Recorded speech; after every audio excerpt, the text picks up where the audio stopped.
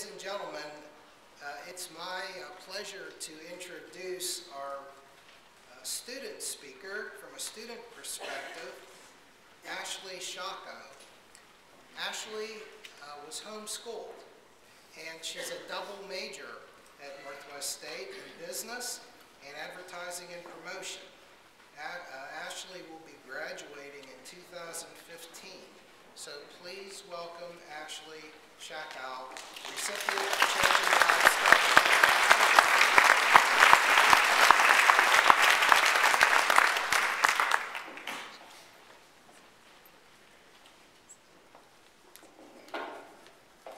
Thank you all so very much tonight, and thank you, Dennis, as well. As Dennis mentioned, my name is Ashley Schackow, and I am currently double majoring in pre-business administration as well as advertisement and promotion. While I was the one selected to speak to you all tonight, I represent every single student here. Each and every one of them has their own story in which they have faced many struggles to get to where they are today. This is my story. I come from a large, when I say large, I mean large family of 8. There are 6 of us kids with my mom and my dad. Being the oldest of 6, I am the only child who does not have any medical issues.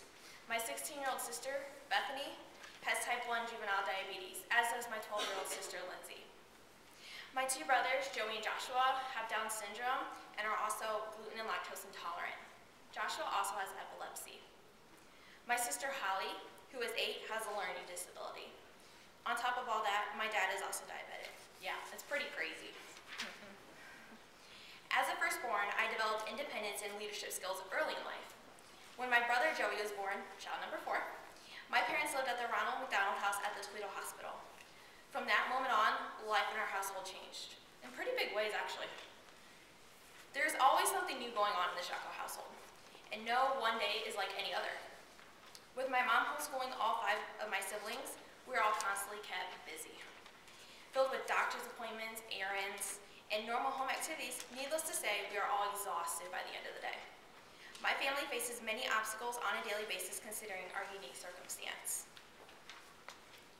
At the age of 7, I had to learn what it was like to live without my parents in my daily life. In 2007, at the age of 11, I had my first encounter with death within my family when my brother Jacob died, leaving me feeling very confused. A year later, at the age of 12, I had to learn how to adapt to my brother Joey's food allergies and learn to give insulin shots. When I turned 13, I had to learn to help clean and cook while still being a student and being involved in sports. As soon as I got my driver's license at 16, I was then responsible for helping run errands and driving my siblings where they needed to go. Needless to say, throughout high school, I had no choice at all but to be responsible and organized, as I had to juggle working and being a student. My role has obviously developed and changed as I have become older, whether it's cooking, cleaning, babysitting, or driving. A lot of my time has been spent assisting my family because my parents believed in everyone doing their fair share of responsibility. I have been blessed with a very diverse family, and within that, I was molded into the person I am today. It just kind of happened. We are who we are for a lot of reasons. Some we may never know, but I do know that my family life and in the way in which I was raised has made me into the young woman I am today. Instead of wishing that my life was different, I had to simply learn to adapt with an understanding that I could not change any of it. By not giving me everything that I wanted, my parents were able to give me things without really giving me anything. They taught me and gave me invaluable skill sets that cost them nothing, but have become the most important thing that my parents could have ever given me. I would have never learned these had my family been any different. It is also something they could not have just gave me, but rather something I had to learn on my own. If it was not for my parents giving me responsibilities as a child, I would not have the work ethic or organization skills I have today. Through the chaos of my family, I learned how to properly manage my time through all the doctor's appointments and activities. And amidst the many situations I encountered, I have learned to react and respond properly. Yet through it all, as I got older, I developed a new type of respect for my parents and what they were doing for my siblings and I. While my parents were very good examples to me as a child, I am who I am today because of my inner desire to be successful. I remember teaching myself at a young age how to create a web page from scratch from library books. My desire to learn new things and contribute My desire to learn new things contributed it as well because I was brought up in a household where conservative values and learning were our main focus. If I wanted something, I had to go out and earn it for myself. Nothing was ever given to me. This in turn has made me ambitious, hardworking, driven, and dedicated, all characteristics that I took from the household and into the workforce. Wanting to start my own life away from the daily task of childcare, I sought out a job in the business field thinking this would be something I could excel at. The summer of my junior year, I was hired into a local car dealership as simply a photographer.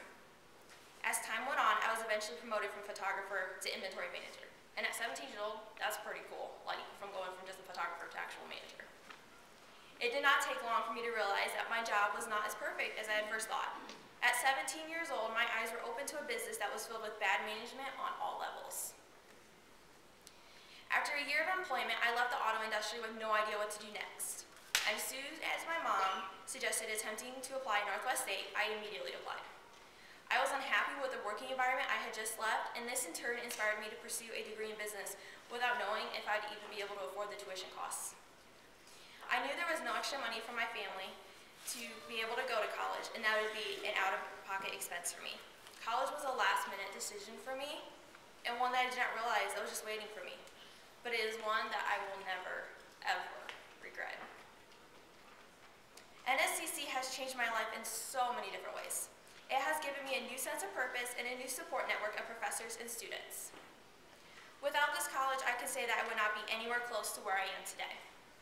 Between being a student worker in the foundation office and being a full-time student, I have picked up so many new skills that I will carry with me into my four-year university and into the workforce.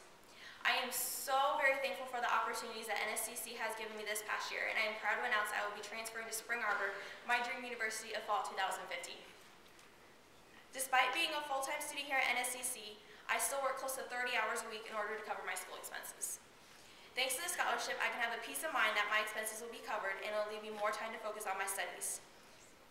I would like to thank the foundation for the scholarship which I received tonight, and I would like to thank my parents who are here tonight and for all the sacrifices they have had to make these past 18 years, as well as my sister Bethany, who stayed home with my siblings so both of my parents could be here. Thank you for everything you have done and continue to do for me, and by helping me get to this spot where I am in my life, but most importantly for believing in me. My greatest wish is to both make you proud.